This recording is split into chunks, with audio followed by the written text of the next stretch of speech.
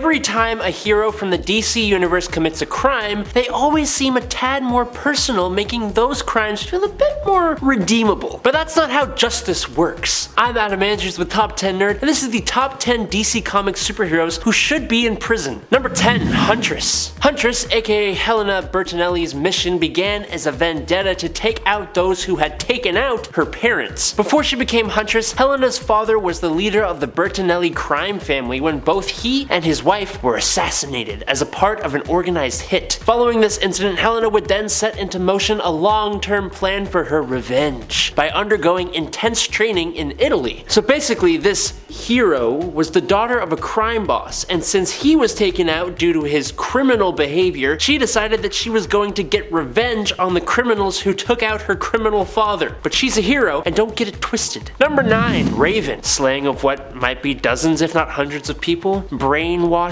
and or corrupting several superhumans into doing her bidding, several counts of forcing herself on someone, at least one count of engineering the extermination of the Technus, and the destruction of one Tamarin. Yeah, that about sums it up. Look, Raven is ultimately one of the cooler members of the Teen Titans, if not the coolest. Good lord, does she do some questionable things. Now, to be fair, it is usually in a persona that isn't all herself. Her demonic father Trigon makes a habit of capturing her and manipulating her until he has control and can use her. On several occasions, her attempts to balance her empath abilities have made her go emotionally haywire, and she has taken on the role of destroyer. During the storyline Titan's Hunt, Raven was corrupted by her father's influence and turned evil. Number 8, Batman. Batman is the dark side of the trinity of Superman, Wonder Woman, and himself. He beats criminals to a pulp with his bare hands on the regs, rendering them unconscious and with serious medical issues, not to mention the psychological trauma he probably inflicts on them. Batman also likes to adopt younger humans and train them into a life of extremely dangerous crime fighting, directly resulting in 3 of them, Jason Todd, Stephanie Brown, and even his son Damian Wayne, passing away, even if only temporary. He is also incredibly untrusting of his friends, loved ones, and allies, performing some pretty bad crimes as a result. Like in Batman the Widening Gyre, Bruce reconnects with a former flame, Silver St. Cloud, who Bruce actually ends up proposing marriage to, only it doesn't take long for Bruce to begin to suspect that Silver may be trying to lay a trap for him somehow, and he even thinks she might be a robot, which makes Bruce physically attack Silver, pulling out her hair to see if she's real or not, and being a big ol' bat jerk to her throughout the whole ordeal. Guess who was wrong? Yeah, him. She was perfectly normal. Or like when he builds his version of Brother Eye and promptly loses control of it and doesn't tell anyone before its OMAC program is triggered and a dozen people are brutally taken down in cold blood. He has definitely purposely ended people's time on Earth too, even though it's strictly against his rule. In Batman number 1 from 1940, all the way back in the day, this guy carried a big old iron on his hip. And the Dark Knight not only shoots down criminals, but then ties a rope from the bat plane around the neck of another culprit and flies off while the criminal's body is swinging in the wind. Number 7, Red Hood. I mentioned Jason Todd when talking about how Batman puts his adopted children in danger. Well, after Jason Todd, the second Robin, tragically lost his life at the Joker's hands, Jason was revived and donned the moniker of Red Hood to seek vengeance against both his former mentor and his murderer. Now, I know Jason went through a very tragic time, but using lethal means to take down criminals, firing blam blams, taking lives, it ain't very heroic. Red Hood's battle with the lessons he was taught by Batman and the unhealing scar of his premature death haunt him constantly, so maybe he should stop and get some help. Number 6, Catwoman.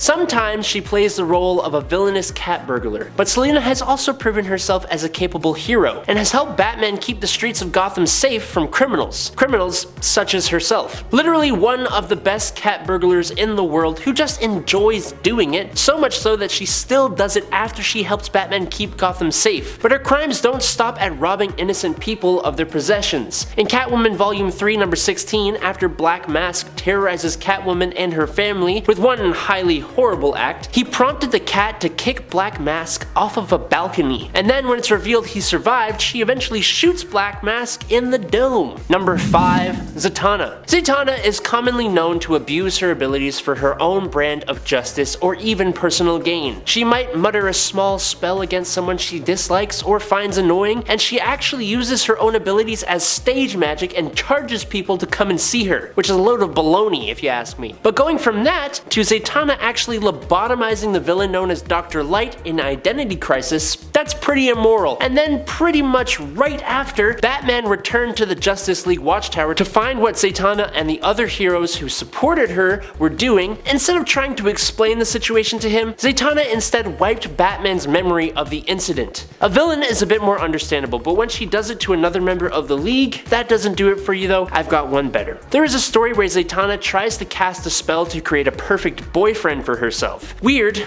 but not a crime. The crime comes when that spell results in the charred obliteration of 4 other magic users. Number 4.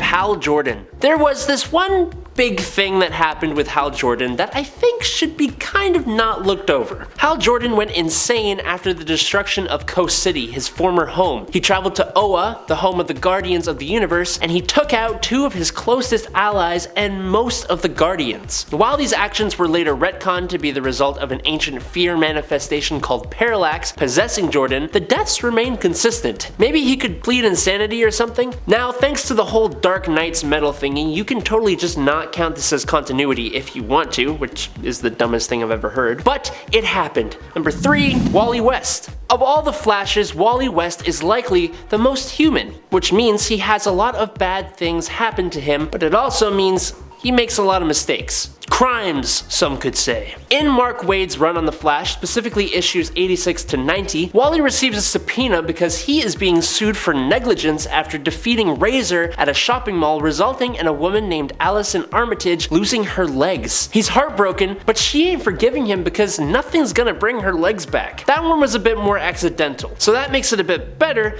but you know what else was sort of an accident? What he did to Hunter Zolomon, aka Zoom. It was a personal tragedy that turned Zolomon into a supervillain. During a fight between the two, Wally is forced to put Zoom's head into the time stream to immobilize him, where he is forced to watch the personal tragedy that turned him into Zoom over and over and over again, emotionally destroying the villain. Again, not entirely intentional, but the fight with inertia was definitely more purposeful. After the death of Bart Allen at the hands of the villain, Wally basically turned him into a sentient statue, frozen in place in the Flash Museum facing every accomplishment of Bart Allen. Number 2. Aquaman. Arthur Curry is the king of Atlantis, and with that title comes the heavy load of having to do what is necessary to keep his kingdom safe, which is a nice way of saying this underwater ally has done some fishy things in his time. In addition to taking the life of Black Manta's father, there have been other realities in which Aquaman has taken out entire nations. In the Flashpoint crossover event, Aquaman killed countless Amazonians and over 60 million civilians when he sank Western Europe. Planet Tethys, a world covered by water, was also blown up during the 4-part story H2.0, where after the planet makes contact with Earth through an underwater portal, an explosive device that Aquaman can't defuse is instead shoved through the portal and detonates. A lot like Wonder Woman, Arthur does not shy away from taking a life or millions of lives if he feels like he has to. And in at number 1, Wonder Woman. Wonder Woman has many reasons why she is possibly one of, if not the strongest member of the Justice League. With that great power comes the need for the responsibility to keep it in check. While she keeps things heroic for the most part, she certainly has gotten a little out of control a few times. And I mean, she's an Amazon warrior, she ain't got much problem slaying foes if she feels like it's necessary. In Wonder Woman number 219, Maxwell Lord uses his mind control abilities to turn Superman into a weapon of mass destruction. Diana is left with, quote, no option but to snap Lord's neck, killing him instantly, resulting in Batman's Brother Eye activating. Speaking of Batman, in Wonder Woman the Hecatea, she beats the snot out of Batman to defend a murderer because of an ancient Greek tradition. And just to top off the whole thing, way back in Wonder Woman Volume 1, Number 1, to display her powers, we see her take part in the mistreatment of animals in a circus. And there you have it, folks, 10 DC Comics superheroes who should be in prison. Are any of these acts redeemable to you?